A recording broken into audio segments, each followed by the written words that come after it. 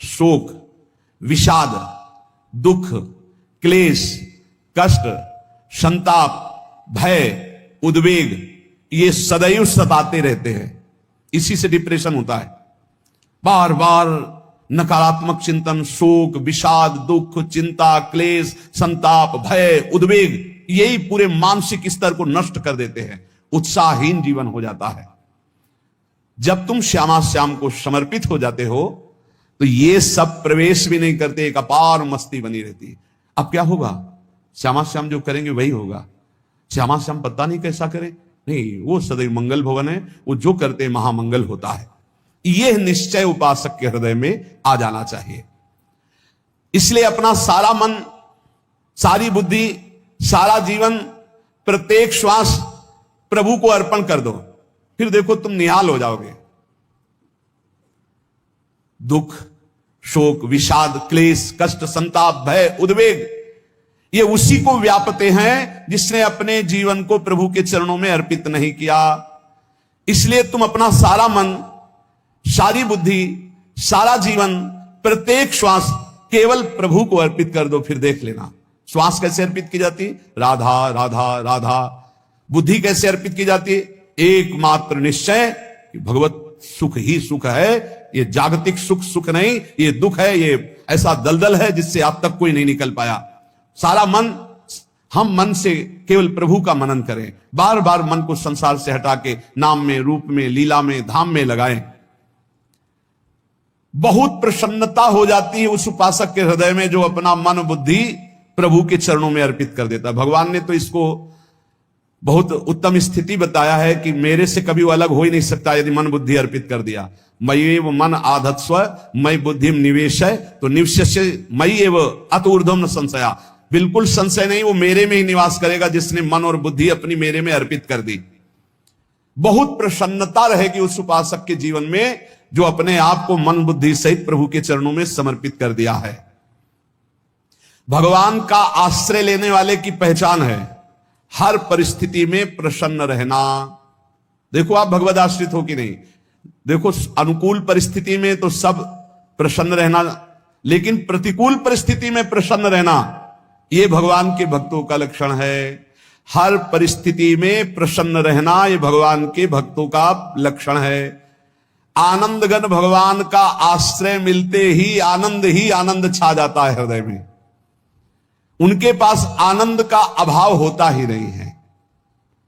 जैसे सूर्य का प्रकाश उदय होते ही सूर्य का प्रकाश संपूर्ण अंधकार को नष्ट कर देता है, ऐसे ही भगवान का संपूर्ण आश्रय लेते ही सब दुख चिंता शोक नष्ट हो जाते, आनंद ही आनंद।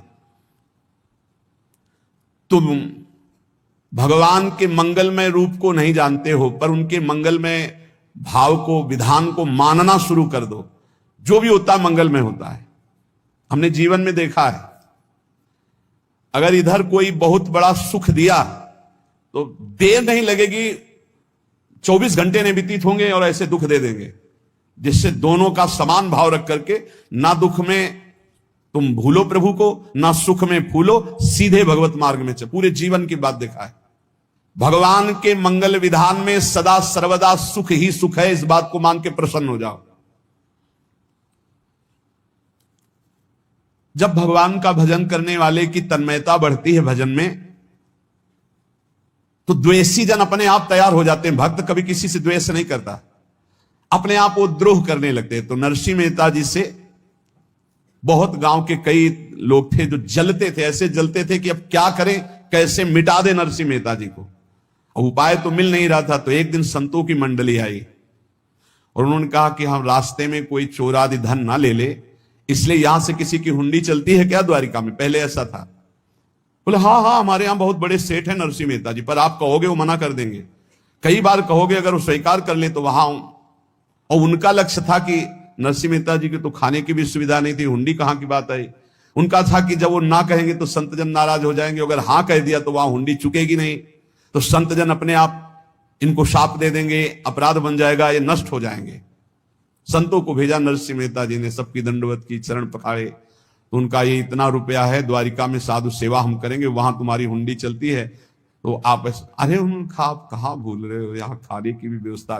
बोले हमें सब पहले से बता दिया गया कि आप मना करोगे, बार बार मना मत करो, हमें पता है। तो उन्होंने ठाकुर जी की तरफ देखा, बोले क्या लीला है प्रभु, संतों से हम क्या कहें, ये ले रुपए। उस समय स्वर्ण की मोहरें चलती थी, बेच के बाजार से खूब उन संतों को पवाया, उन्हीं संतों की सेवा की। और उनका अपने सेठ का नाम तो बताओ जहां हमें जाके हुंडी मिलेगी। सेठ सावल साथ सेठ। संत जन गए वहां, पूछा कि नरसिंह मेहता जी का जिन सेठ से परिचय, उनका नाम सावल साथ सेठ, उनकी गद्दी कहां है? तो जो कुछ भक्त थे वो द्वारिकाधीश की तरफ संकेत करते कि वही हैं। बोले नहीं नहीं, वो सेठ है, उनकी गद्दी चलती। पूरी बाजार में कहीं कोई। अब संत जन एकांत में होकर के बहुत विचलित हुए कि हमारे साथ धोखा हुआ। नरसिंह मेहता जैसा संत क्या धोखेबाज हो सकता है? देखो संशय तो बहुत विचित्र होता है, बड़े बड़ों को संशय हो जाता है। जब भगवती सती जी को संशय हो गया, राम जी को हे खग हे मृग हे मधुकर श्रेणी ऐसा पूछते हुए कि सच्चिदानंद कैसे हो सकते, तो किसी को हो सकता है, क्योंकि वो बुद्धि की अधिष्ठात्री देवी है। जो ही उनके मन में ऐसा आया कि क्या हमारे साथ धोखा हो रहा है, इतने में ही देखा जय हो सावल साह सेठ की। होगा सावल साह सेठ, तो देखा बढ़िया मुनीम जी उनके साथ, तो सेठ बस्ता लिए हुए मुनीम जी, सरकार इधर से चलो। तो उनका सावल साह सेठ आपका नाम है? संतों ने कहा। बोले हाँ। बोले नरसिंह जी? हाँ। बोले आपकी हुंडी आ गई है। हुंडी एक कागज में लिखा कि ये हमारे सेठ जी को दे देना। वैसे लोग मुझे माखन चोर कहते, कोई कुछ कहता है, लेकिन आपने सेठ बना दिया। जब आपने सेठ बना ही दिया तो आप कभी परवाह मत करना दो, और ये सेवक आपकी सेवा में सदैव तत्पर है। भगवान ने ऐसा लिखा। जो भगवद आश्रित है, एक बार ये चलता रहता है, जो संत जन होते हैं उनके विरोधी अपने आप बन जाते हैं, किसी से कोई मतलब नहीं, अपने आप विरोधी बन जाते हैं। कबीरदास जी का पूरी काशी में यश था। भजन करने वाले महापुरुषों का यश बढ़ता है जब, तो जो भजनहीन होते हैं उनके हृदय में जलन पैदा हो जाती है और उनको विविध प्रकार से फंसाना चाहते हैं, उनको कष्ट देना चाहते हैं। तो कबीरदास जी के यश को भूमिल करने के लिए कुछ ब्राह्मणों ने एक रचना रची, मूड़ मुड़ा के कबीरदास जी के शिष्य बन करके पूरी काशी के सब आश्रमों में निमंत्रण दे आए।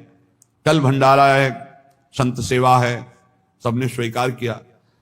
कबीरदास जी अपनी दिनचर्या करके निकले तो संत मंडली आने लगी। बोले कै बजे सेवा है? साधु सेवा। बोले कौन सी साधु सेवा? बोले कल आपके शिष्यजन निमंत्रण दे के आए, पूरी काशी के सब संत आ रहे हैं। कबीरदास जी ने कहा यार तो एक की भी व्यवस्था नहीं, पूरी काशी के संत आ रहे हैं। अच्छा समझ में आ रहा है, लीला बिहारी तुम लीला करना चाहते हो।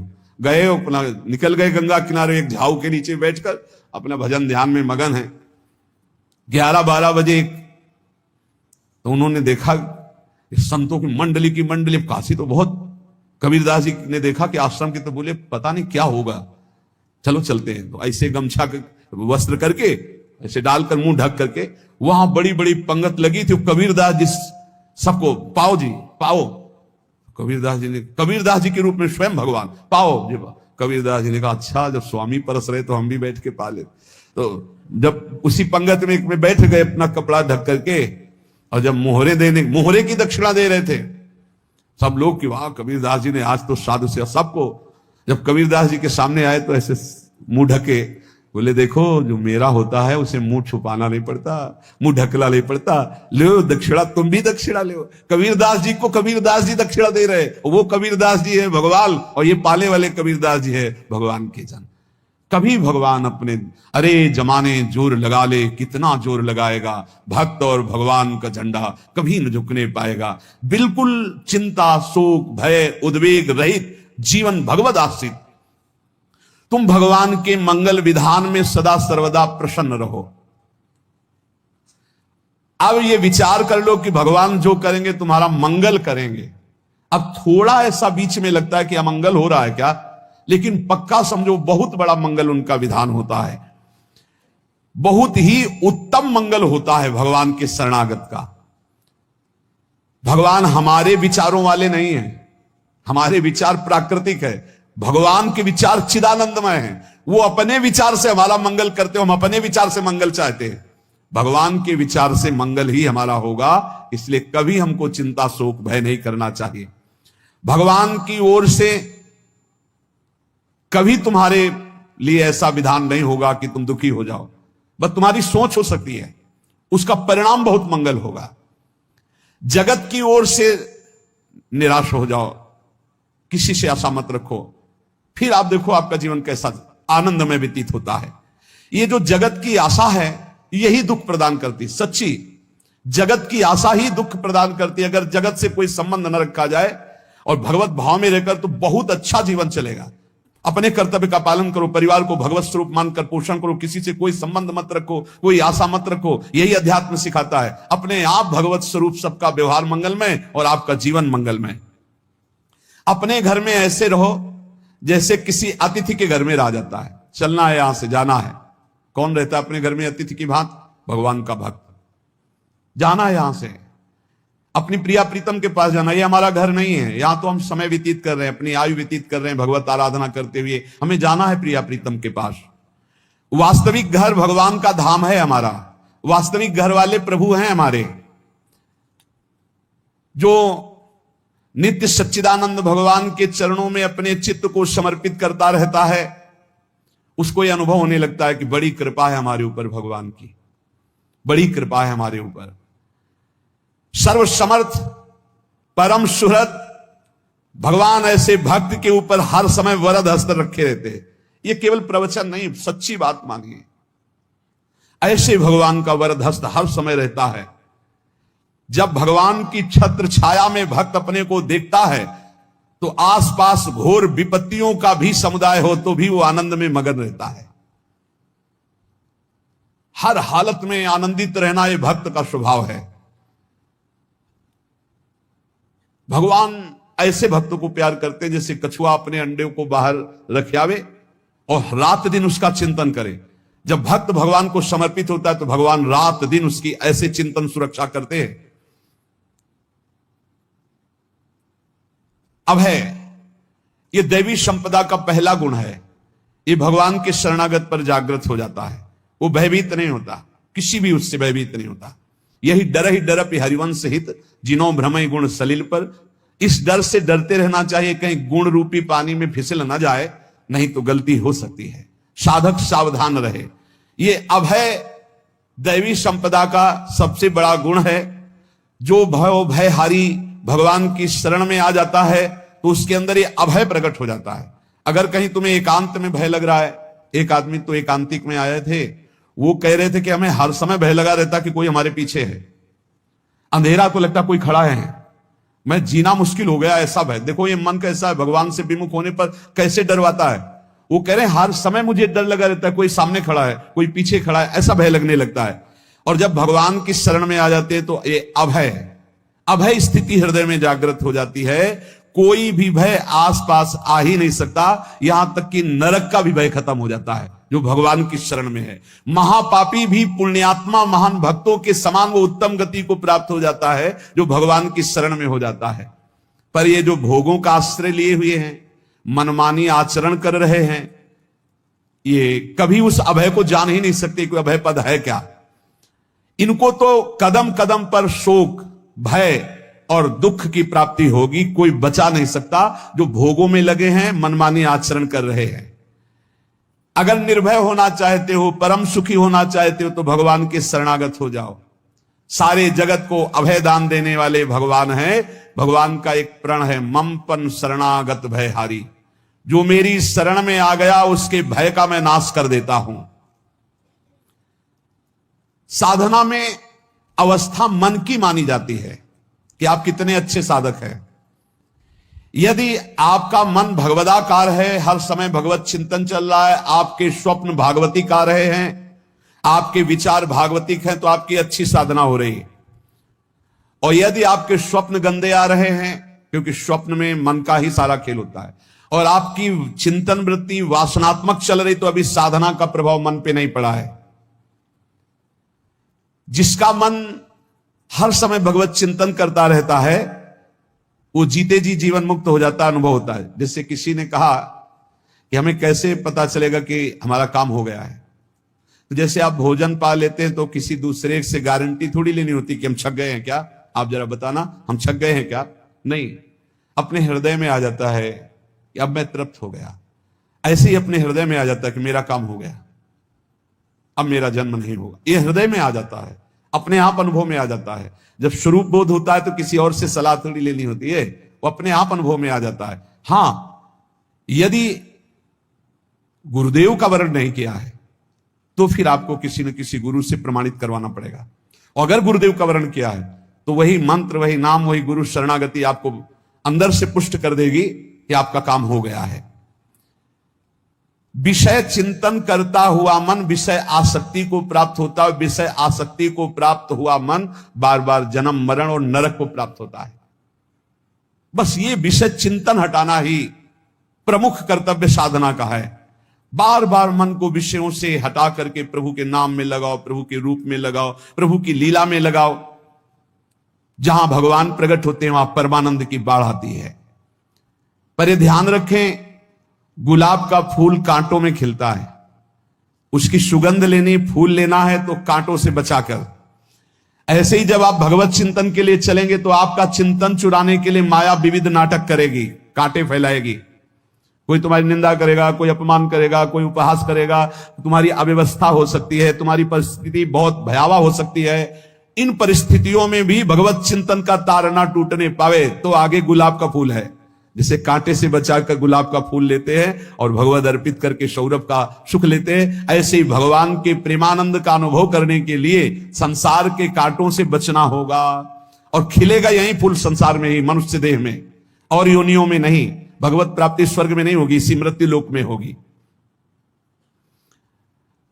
पहले मन नहीं लगता भगवत चिंतन में, भगवत चिंतन जबरदस्ती करना पड़ता है। भगवत चिंतन जे ही प्रारंभ करोगे ते ही बहुत बाढ़ आ जाएगी पाप चिंतन की। ध्यान दीजिए, बहुत लोग प्रश्न करते रहते हैं कि हम जब भजन में बैठते हैं तो बहुत गंदी बातें आती, मन बड़ा चंचल होता है, भाग जाता है। ऐसा प्रारंभ में जब कोई भगवत चिंतन प्रारंभ करता है तो उसका मन विषयों में भागता है, गंदी बातों में भागता है। अब लोग कहते पहले तो हमारा चिंतन बढ़िया होता था, अब चिंतन नहीं होता। तो कोई सिद्ध पुरुष थोड़ी हो गए, तुम्हें जबरदस्ती चिंतन करना होगा। जगत के प्राणी में जहां मन जाए तो इसमें भी भगवान, पदार्थ में मन जाए तो उसमें भी भगवान, जहां जहां मन जाए वहां वहां भगवान देखो, या मन को हटाकर नाम मंत्र में लगाओ। ऐसे भगवत स्मृति जागृत की जाती, बार बार प्रयास करना होता है। कई लोग ये प्रश्न करते हैं कि हमसे बड़े पाप हो गए तो क्या हमें भगवान की प्राप्ति हो जाएगी? तो यहां कह रहे हैं भगवान किसी के पूर्व जीवन को नहीं देखते हैं, वर्तमान के भजन को देखते हैं। पकड़ो इस बात को। अगर वर्तमान में आज आप सुधर गए हो, नाम जप कर रहे हो, तो आप भक्त हो। ये गीता जी में भगवान ने कहा, अपिचेत सुदुराचारो भजते माम अनन्य भाग साधुरेव समन्तव्या सम्यक व्यवसिता। ऐसा बहुत दुराचारी पहले रहा है, बाद में उसके मन में आ गया कि भगवान के सिवा हमारा कोई कल्याण करने वाला नहीं, हमारा कोई नहीं। तो भगवान कहते हैं मैं उससे साधु ही मानता हूं, उसे साधु बना देता हूं। भगवान किसी के पूर्व जीवन को नहीं देखते। बहुत बढ़िया बात है। कल तक हम क्या करते रहे भगवान नहीं देखते, आज क्या कर रहे हो ये देखते हैं। यदि आज आप भजन में लग गए हो, अच्छे आचरण कर रहे हो, तो आपको भगवत प्राप्ति हो जाएगी। भगवान ये नहीं देखते कि पूर्व में पुण्यात्मा रहा है कि पापात्मा रहा है। भगवान वर्तमान में देखते कि मेरा भजन कर रहा है, बस इसी से कल्याण कर देते। पकड़ो इस बात को, तो कभी प्रश्न नहीं उठेगा कि क्या हमको भी भगवत प्राप्ति हो सकती है क्या। हमारा मन यदि श्री भगवान को चाहने लगे तो श्री भगवान हमारे मन में ही आकर बस जाएंगे। भगवान की रूप माधुरी में मन डूबने लगेगा। यथार्थ सत्य, जो भगवान से थोड़ा भी प्यार करने लगे हैं उनके हृदय में भगवान की, उनकी भावना के अनुसार झलक आने लगी है। हृदय में प्रभु के आते ही अनंत जन्मों के संस्कारों का नाश हो जाता है।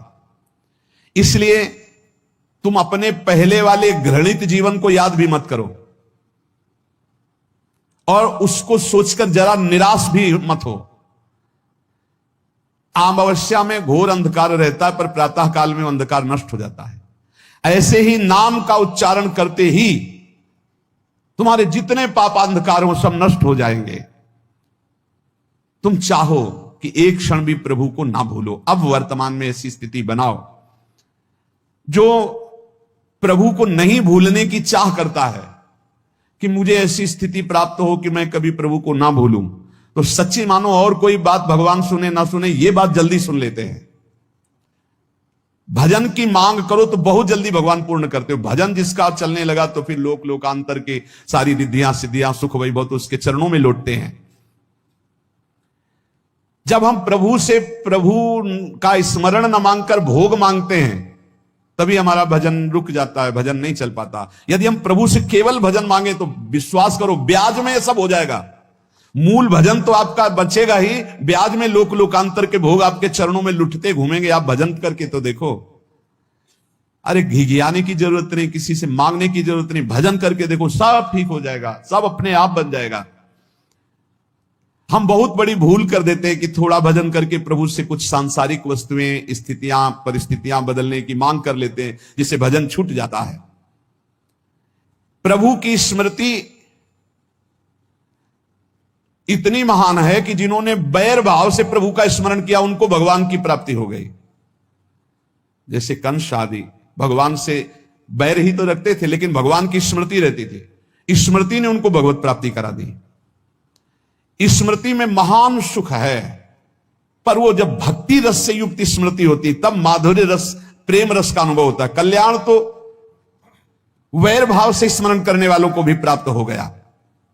यदि आप भक्त हो और ये चाहते हो कि आपकी भागवती की स्थिति बहुत जोर की हो तो हम आपसे प्रार्थना करते हैं कि रोज प्रभु से एक ही बात मांगिए, मुझे अखंड स्मृति दीजिए।